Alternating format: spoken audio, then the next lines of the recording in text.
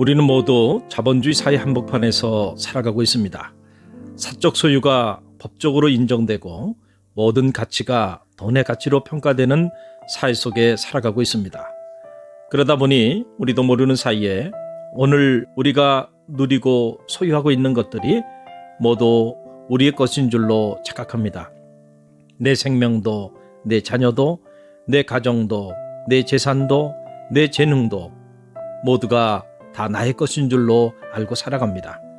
정말로 그런 것들이 다 우리의 것들입니까? 그렇다면 우리 마음대로 다 할 수 있어야 합니다. 그런데 그렇게 하지 못합니다. 내 인생도 내 마음대로 할 수가 없습니다.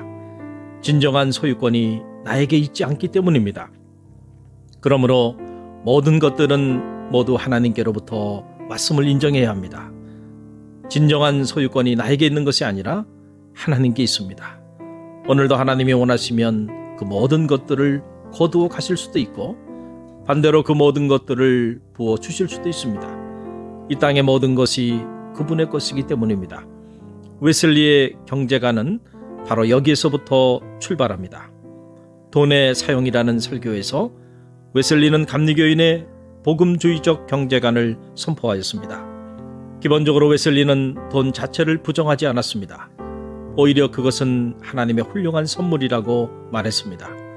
돈은 배고픈 자들에게 먹을 것을, 목마른 자들에게 마실 것을, 헐벗은 자들에게 입을 것을, 여행자들이나 타향인에게 거처를, 가부들에게 남편 같은 자리를, 고아들에게 아버지와 같은 자리를, 병든 자에게 건강을, 고통받는 자에게 안위를 줄 수 있습니다. 그러므로 그것을 잘 선용하는 것이 중요합니다. 웨슬리는 감리교 운동을 전개하면서 3대 경제 원칙을 선포하였습니다. 첫째는 할 수 있는 대로 많이 벌어라는 것입니다. 그러나 과도한 이익을 챙기면서 남을 해치거나 혹은 과도한 욕심으로 자신의 건강을 해치면서까지는 벌지 말라고 했습니다. 둘째로 할 수 있는 대로 모든 것을 저축하라는 것입니다. 귀중한 물질을 자신의 육신의 정욕이나 안목의 정욕, 생활의 허영심을 충족하기 위해서 재물을 사용하지 말라는 것입니다. 화려한 식사와 값비싼 의복, 기타 사치스러운 것들을 위해서 물질을 낭비하는 사람이 되지 말라는 것입니다. 셋째는 할 수 있는 대로 모든 것을 주라는 것입니다. 나눔입니다. 할 수 있는 대로 많이 벌고 할 수 있는 대로 많이 저축하는 목적이 바로 여기에 있습니다. 웨슬리는 유대인은 자기 소유의 10분의 1을 나눠주고 바리새인은 자기 소유의 10분의 1을 나눠주지만 참 기독교인은 그들이 할 수 있는 한 모든 것을 나누어 주어야 한다고 주장하였습니다. 웨슬리는 우리가 소유자가 아니라 청지기임을 잊지 말아야 한다고 주장합니다. 완전한 소유권은 하나님에게 있으므로 그분의 뜻을 따라 사용되어야 한다고 주장합니다. 웨슬리는 현명한 청지기가 되기 위해서 자신의 물질을 이렇게 사용하라고 권면하였습니다.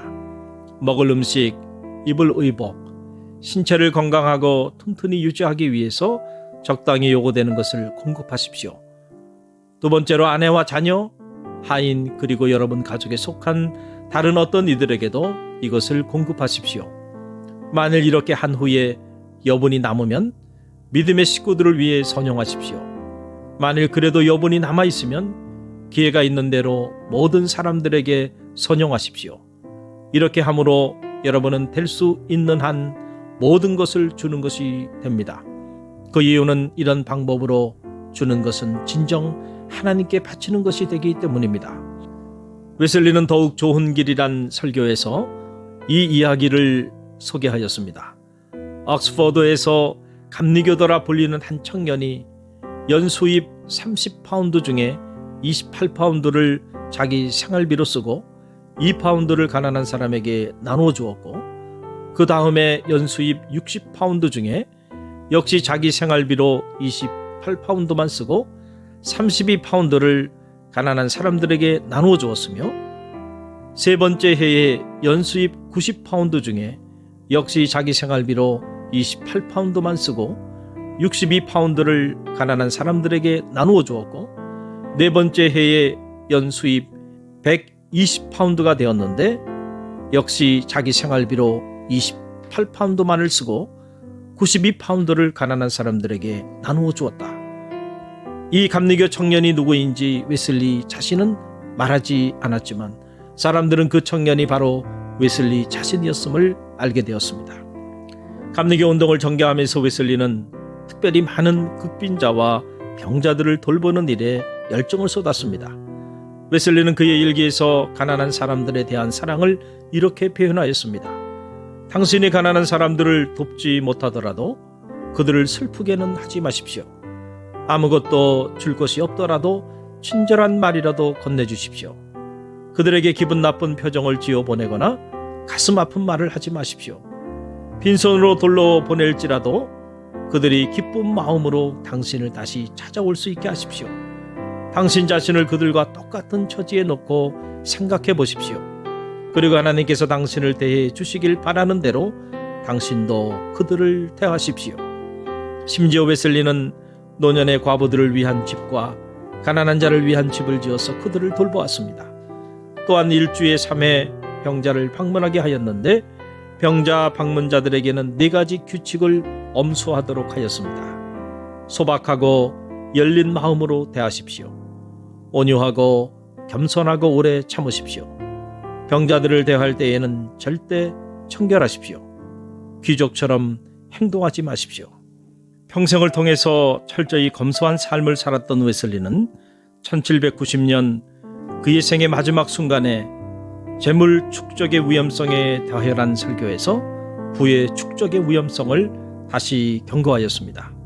웨슬리는 자신이 죽을 때 10파운드 이상을 유산으로 남기면 거짓말쟁이이거나 도적으로 불려도 좋다고 했습니다.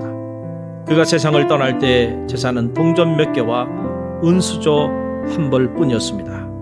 그것들조차 다 나눠주라고 유언하였습니다. 오늘 우리는 감리교인으로서 과연 어떤 경제관을 가지고 있습니까? 오늘 우리는 감리교인으로서 어떤 경제 생활을 하고 있습니까? 우리 자신을 돌아보는 지혜가 있기를 바랍니다.